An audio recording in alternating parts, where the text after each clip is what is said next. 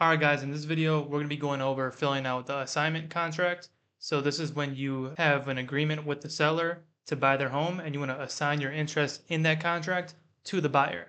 This is the agreement you're going to use. I'm going to provide a link in the description to download this contract. Quick disclaimer guys, this is an assignment of contract and it's provided for informational purposes only and it should not be considered legal advice. I'm not an attorney. I can't give you legal advice.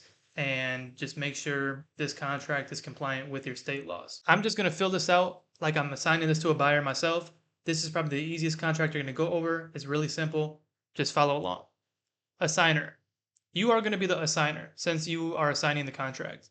So let's say I'm assigning the contract. I'm going to put my name right here. Calvin.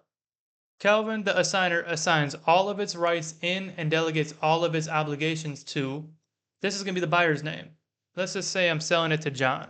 Obligations to John under the agreement for the properties located at. I'm going to put the address of the property I got under contract. So we'll go 123 Main Street. Assigner name, this is just going to be my name, all my info, mailing address if you have one, email, phone number. Same with the assignee name. You're going to put their information or you're going to have them put their information. This will be John, his mailing address, email, phone number. It makes it easy for the title company when they have all this information at once. Now, let's say I had it in contract for $50,000 and I sold it to my buyer for $60,000.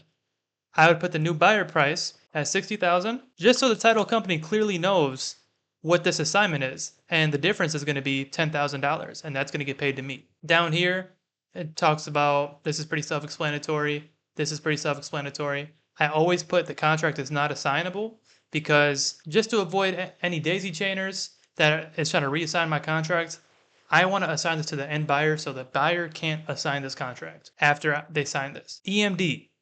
EMD is due to title within 48 hours of signed assignment or assignment is null and void. I will usually do $2,500 or sometimes I'll do $5,000. It depends.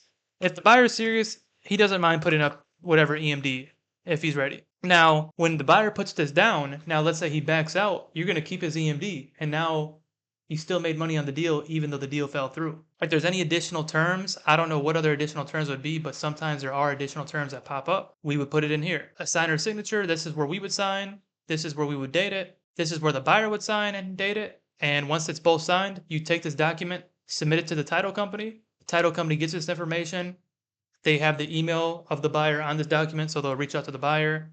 Make sure you loop in the buyer as well to the title chain, and title will do what they have to do to get the transaction done. That's the video, guys. This is a pretty easy contract to fill out. If you have any questions, just shoot me a message on Instagram, Facebook. If you have my number, shoot me a text. Hope you guys do a lot of deals and go make that money, guys.